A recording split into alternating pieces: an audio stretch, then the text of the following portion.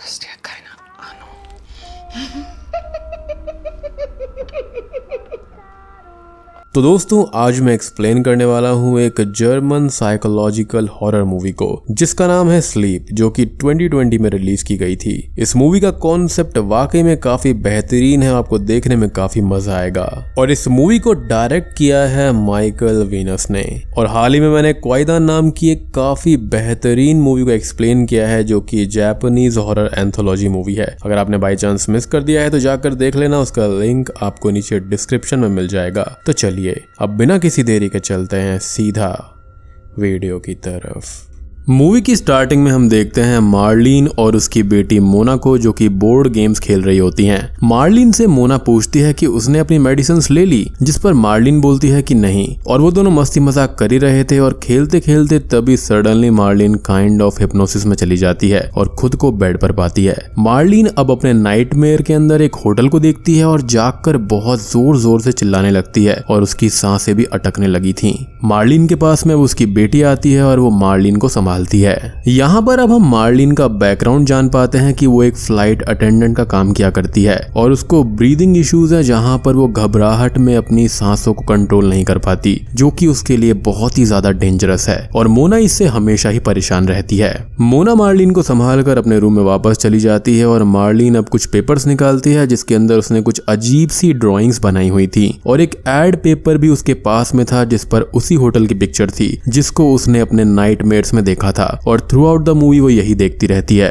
खैर अगले दिन मार्लिन अपने काम पर जाने के लिए रेडी होती है और मोना भी जाग गई थी और वो दोनों बात करने लगती हैं। मार्लिन मोना को उस एड पेपर में होटल के बारे में बताती है कि यही होटल वो अपने नाइटमेयर्स में अक्सर देखा करती है और उसके नाइटमेयर्स में इसी होटल के कुछ आदमी खुद को जान से मार लेते हैं और अगर ये प्लेस एग्जिस्ट करती है तो वो लोग भी जरूर एग्जिस्ट करते होंगे। मोना को मार्लिन की फिक्र थी तो वो उन बातों को ज्यादा सीरियसली नहीं लेती और ये बोलती है कि मार्लिन जल्दी ही उसके साथ जाकर थेरेपिस्ट से मिले क्योंकि चीजें बहुत ज्यादा बिगड़ रही हैं। मार्लिन अब बोलती है कि वो अपनी जॉब पर इस्तांबुल जा रही है और जल्दी ही लौट आएगी और वहां से वो चली जाती है। लेकिन अगले सीन में मार्लिन इस्तांबुल नहीं जाती बल्कि वो उसी होटल में जाती है जिसको वो अपने नाइटमेयर्स में देखा करती थी। मार्लिन होटल के अंदर जाती है जहां पर होटल ओनर लोर उसको मिलती है और वो मार्लिन को ग्रीट करती है। मार्लिन होटल में वॉल पर लगे हुए सारे ओनर्स की फोटो देखती है और यहाँ पर वही लोग थे जिनको उसने सुसाइड करते हुए देखा था, यानी कि अपने नाइटमेयर्स में। लोर ये बताती है कि फोटो में उसका पति करंट ओनर ऑटो है और बाकी लोग जो हैं वो ऑटो के फादर और उसके फैमिली मेंबर्स हैं।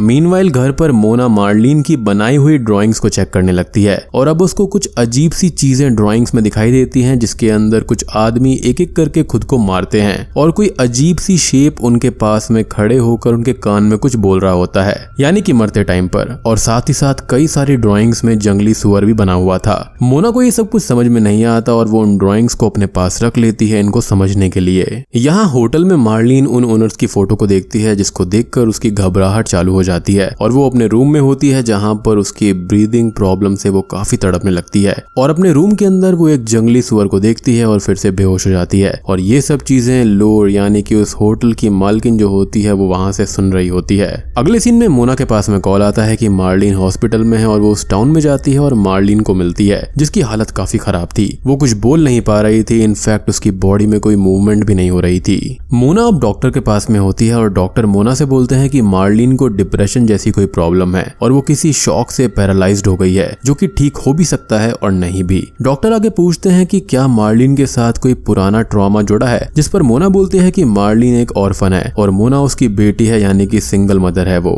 तो शायद से इस चीज का ट्रॉमा हो सकता है। जिस पर डॉक्टर ये बोलते हैं कि शायद से बचपन में या फिर फैमिली की वजह से मार्लिन को ट्रॉमा मिला होगा और वहीं से उसकी ब्रीदिंग प्रॉब्लम ट्रिगर हो गई होगी और अब वो पैरालाइज्ड हो गई है। मे बी प्रॉपर ब्रीदिंग ना आने की वजह से उसका ये पैरालिसिस हुआ है। लेकिन आगे चल के मूवी काफी इंटरेस्टिंग होगी तो एंड तक जरूर देखना।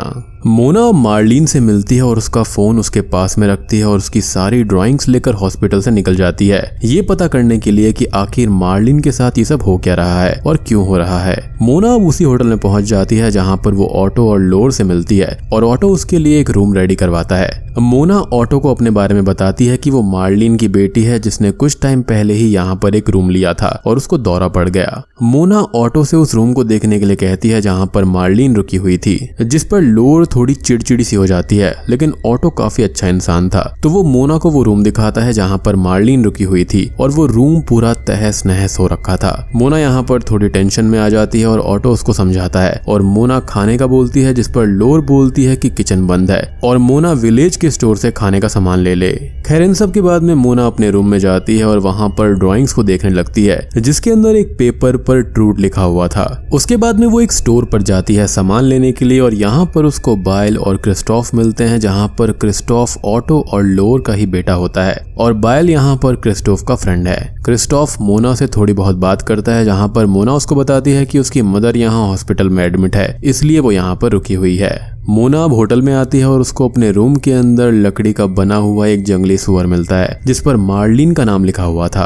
मोना अब सो जाती है और उसको नाइटमेयर आता है जिसके अंदर वो एक लेडी को देखती है रेड ड्रेस में, और रेड ड्रेस के अंदर ही किसी लेडी को ड्राइंग्स में हमने और मोना ने देखा था। नाइटमेयर से मोना की नींद टूट जाती है और अगली सुबह हम ऑटो और लोर को देखते हैं जहाँ पर वो दोनों भी जागे थे और हम ये देखते हैं कि ऑटो बेड पर बंधा हुआ था जिसको लोर अनटाई करती है और ऑटो एकदम नॉर्मल बिहेव कर रहा था। कुछ देर के बाद में मोना कॉफी के लिए होटल की वेट्रेस और केयर टेकर फ्रेंजी के पास में जाती है। वो दोनों अब थोड़ी बहुत बात करती हैं इन नाइटमेयर्स के बारे में और मोना बोलती है कि उसको नाइटमेयर आने लगे हैं और उसको पता नहीं चल पा रहा कि वो नाइटमेयर हैं या फिर रियलिटी हैं, जिसको फ्रेंजी अपने हिसाब से एक्सप्लेन करती है। मोना बोलती है कि कभी कभी वो जानती है कि वो ड्रीम में है बट बाहर नहीं आ पाती, तो ऐसे में वो क्या करे, जिस पर फ्रेंजी ये बोलती है कि ऐसे में मोना को एक एक्सट्रीम किक चाहिए होगी, लाइक ड्रीम में मरना, जिससे वो जाग जाएगी और ऐसा ही होता है। मोना फ्रेंजी को उस लकड़ी के बने हुए जंगली सुअर को दिखाती है और बोलती है कि ये फ्रेंजी ने उसके रूम में रखा था, जिस पर वो बोलती है कि उसको ऑटो ने इसको फेंकने के लिए बोला था, लेकिन फ्रेंजी को ये लगा कि मार्लिन को ये चाहिए होगा तो उसने मोना के पास में रख दिया।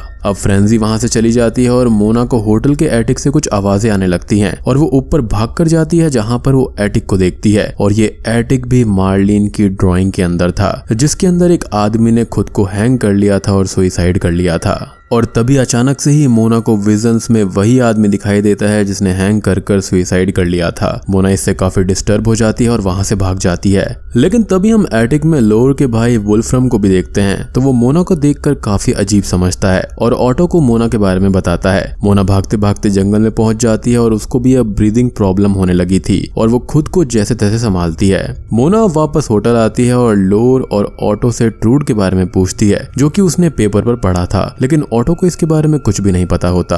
ऑटो अब मोना को होटल का टूर कराने लगता है और मोना उसे यहाँ पर हुई डेथ्स के बारे में पूछती है, जिस पर ऑटो बताता है कि यहाँ पर उसके मेंटोर्स और ब्रदर इन लॉ ने सुसाइड कर लिया था अलग अलग रूम्स में अलग अलग जगह पर, और मोना को उन लोगों के विजन्स भी आते हैं, मीन्स कि उसको वो दिखते हैं। ऑटो मोना को बताता है कि वो लोग काम में ज्यादा डूब गए थे और लाइफ बैलेंस नहीं कर पा रहे थे, इसलिए उन्होंने सुसाइड कर लिया। और ऑटो चीजों को काफी बैलेंस रखता है तो वो काफी हेल्दी रहता है। वो और मोना होटल से बाहर आते हैं और ऑटो मोना को खाने के लिए इनवाइट करता है। कुछ देर के बाद में मोना स्टोर के पास में होती है और उसको क्रिस्टोफ मिलता है जो कि उससे थोड़ी बहुत बात करता है और मोना मार्लिन को देखने जा रही होती है और वो वहां से निकल जाती है। मोना अपनी मदर के साथ में होती है और मार्लिन की हालत अभी भी काफी खराब थी और उसकी कंडीशन में कोई भी सुधार नहीं आया था, लेकिन तभी शॉकिंगली मार्लिन मोना का हाथ जोर से पकड़ लेती है और वो अपना हाथ जैसे तैसे छुड़ाती है। तभी मोना अब क्रिस्टोफ के साथ में होती है और वो लोग बायल के स्टोर में जाते हैं जहां पर वो लोग और फ्रेंजी भी मस्ती करने लगते हैं और चिल करने लगते हैं,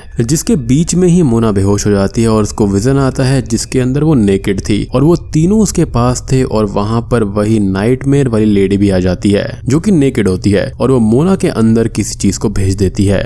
दूसरी ओर हम ऑटो को देखते हैं जिसको सोने से पहले लोर बांध रही होती है और रात में सोने के बाद ऑटो अपने आप ही एग्रेसिव हो जाता है और झटपटाने लगता है, जिसका एक हाथ खुल जाता है और वो खुद को चोक करने लगता है, जिसे लोर फिर से बांध देती है। अब अगली सुबह मोना की नींद खुलती है जिसको ऑटो ने खाने पर बुलाया था और वो मोना के रूम में उन ड्रॉइंग्स को देखता है। कुछ ही देर के बाद में मोना, लोर और ऑटो खाना खा रहे होते हैं और थोड़ी बहुत बात कर रहे होते हैं। मोना पास में ही रखी हुई लकड़ी के सामान को देखती है और ऑटो बताता है कि वो उसने खुद ही बनाए हैं और उसको इनका बहुत शौक था।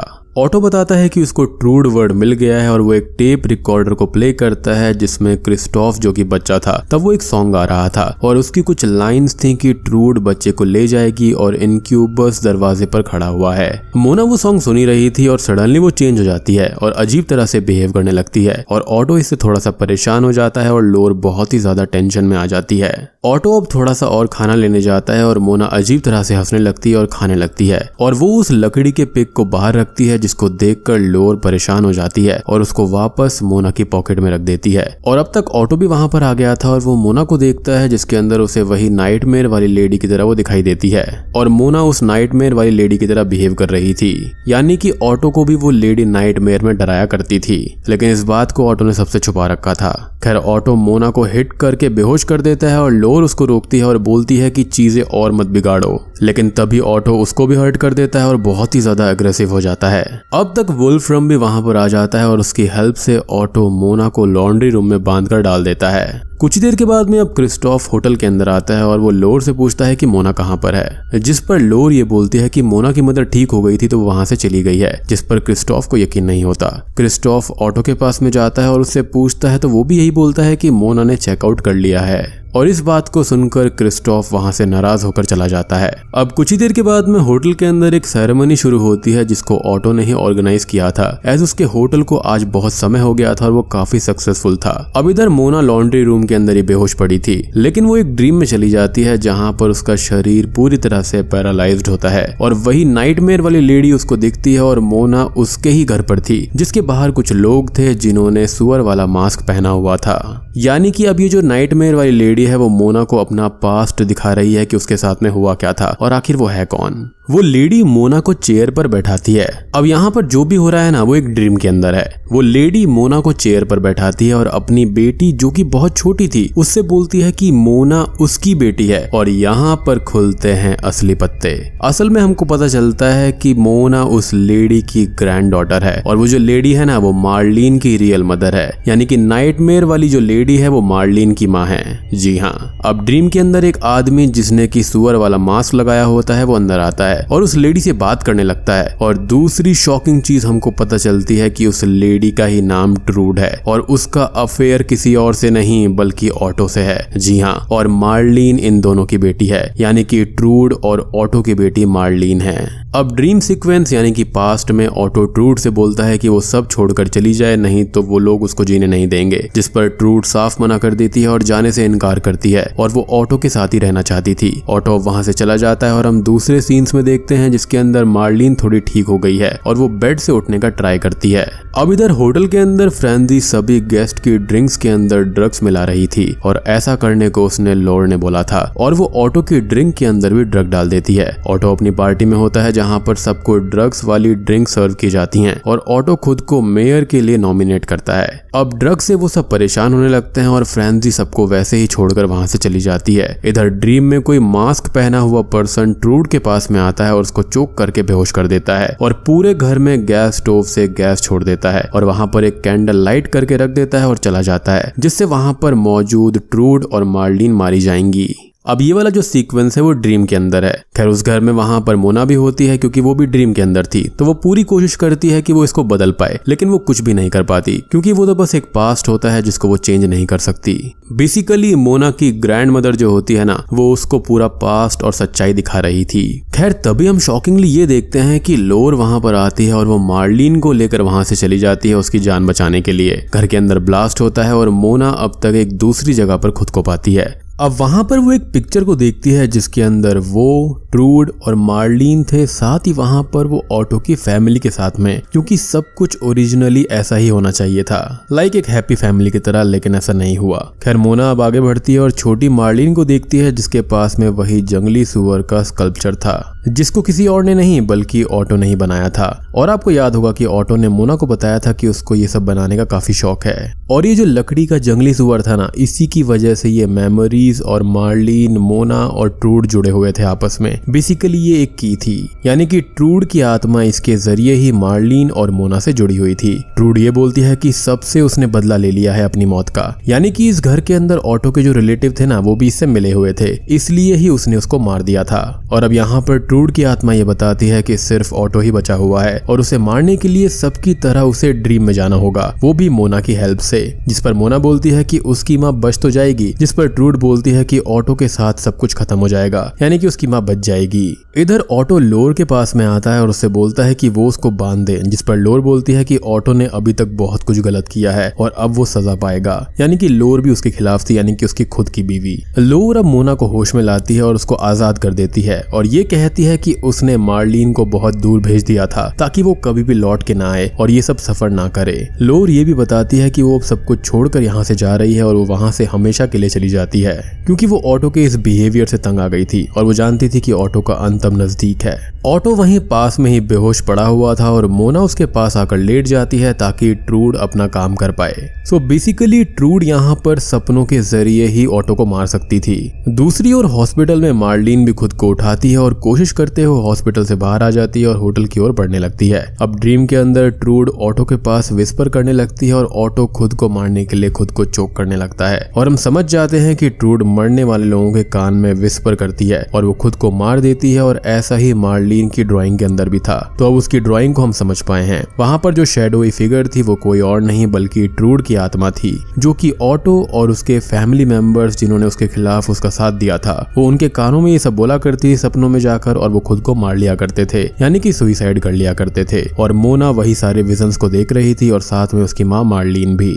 अब मोना ये सब देख ही रही थी और वो ये बोलती है कि वो ऐसा नहीं कर सकती, लाइक किसी को मारना एंड ऑल। तो ट्रूड ये बोलती है कि मोना ऑटो के बारे में कुछ भी ना सोचे, सिर्फ अपनी माँ के बारे में सोचे जो भी उसने सफर किया है। लेकिन मोना वहां पर पड़े हुए नाइफ से खुद को ही स्टैब कर देती है, जिससे कि वो ड्रीम टूट जाता है और वो जाग जाती है और साथ ही ऑटो भी। लेकिन ऑटो यहाँ पर सुधरा नहीं था, वो मोना पर अटैक करता है और उसको जान से मारने की कोशिश करने लगता है। तभी क्रिस्टोफ वहां पर आकर मोना को बचाता है, लेकिन ऑटो उसको भी बेहोश कर देता है और मोना को बहुत ही ज्यादा जख्मी कर देता है और उसको बाहर लाता है ताकि वो उसको गाड़ दे। ऑटो मोना को गाड़ ही रहा होता है कि तभी ट्रूड उस गड्ढे से बाहर आती है, क्योंकि मोना मरी नहीं थी और वो फिर से ड्रीम में चली गई थी, जिसकी वजह से ट्रूड ऑटो से अपना बदला ले सकती है। और अब तक हम ये समझ चुके हैं कि ट्रूड ड्रीम के जरिए ही सबको मार सकती है, यानी कि जिनसे वो बदला लेना चाहती है। अब ट्रूड की विस्परिंग से ऑटो खुद को चोक करके जान से मार देता है और ट्रूड का काम यहाँ खत्म हो जाता है और मोना ड्रीम में खड़ी हुई सब कुछ देख रही थी। अब तक सुबह हो जाती है और जैसे तैसे मार्लिन होटल तक आती है और उस गड्ढे में मोना का पेंडेंट देखकर रोते हुए मोना को बाहर निकालने की कोशिश करती है, लेकिन मोना बाहर ही थी और जिंदा थी, जिससे कि मार्लिन को राहत मिलती है। यानी कि इसका मतलब यह है कि मोना पहले ही बाहर आ गई थी, लेकिन उसके पेंडेंट को वहां पर देखकर मार्लिन को ऐसा लगा कि शायद उसको गाड़ दिया गया है। अब पोस्ट क्रेडिट सीन में मोना एक पब में एंजॉय कर रही होती है, जहां पर वो एक जंगली सुअर को अपने पास आते हुए देखती है, क्योंकि हम जानते हैं कि उसी जंगली सुअर से ही ट्रूड का कनेक्शन है। अब या तो ये हो सकता है कि उसका कोई दुश्मन बचा हुआ है या फिर वो लोर को भी मारना चाहती है, क्योंकि वो इतने सालों तक चुप रही थी। खैर बाकी चीजें तो हमको अब पार्ट 2 में ही पता चलने वाली हैं। और बूम, इसी के साथ में ये मूवी यहीं पर खत्म हो जाती है।